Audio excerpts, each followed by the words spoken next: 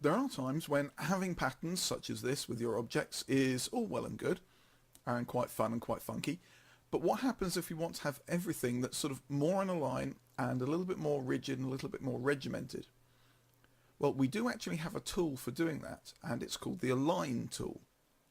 You can find it on your main toolbar up here at the top, and you see it's this little icon just here called Align. Now, I've clicked it, it said there are no objects selected. So, okay, what we're going to have to do is we're going to have to pick a shape to begin with, and this is going to be the object which is going to align to. So that's the one that's going to move. So maybe in actual fact what I want to do is I want to click this one, or in fact we'll try several in one go, and we'll say Align, and we're going to align all of these to this one here, and boom, there you go. It really is that simple. Now I can align here. I've just got the Y position.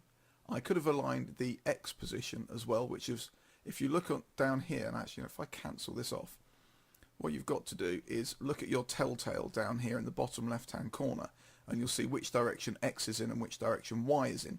So when I did the align in X, everything came off the wall and aligned itself vertically to this position. So let's do this again. We've got those multiple objects selected. We are going to align them to this one. At the moment they're aligned on the wall.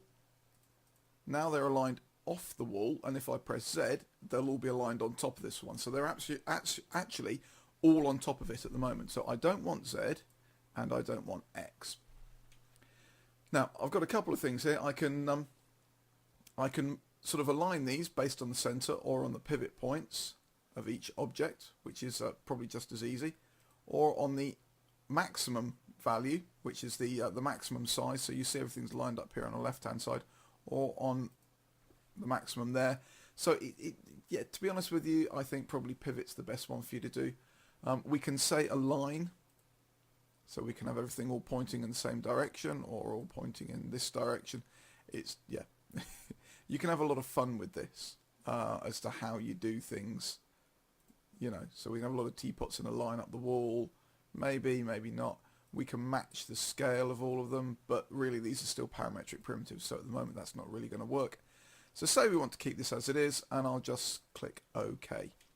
And that then gives me a little bit of option as to whether I want to just come in here and start to, oh, I was going to rotate each one individually, whether I just want to rotate them individually. There we go. And maybe just move one or two up and down a little bit, just to space them a little bit more on the wall. And there we have a modern work of art. All I need to do is to give them the same material, or give them a colour ascending all the way up, a colour of the rainbow, and we have indeed modern art.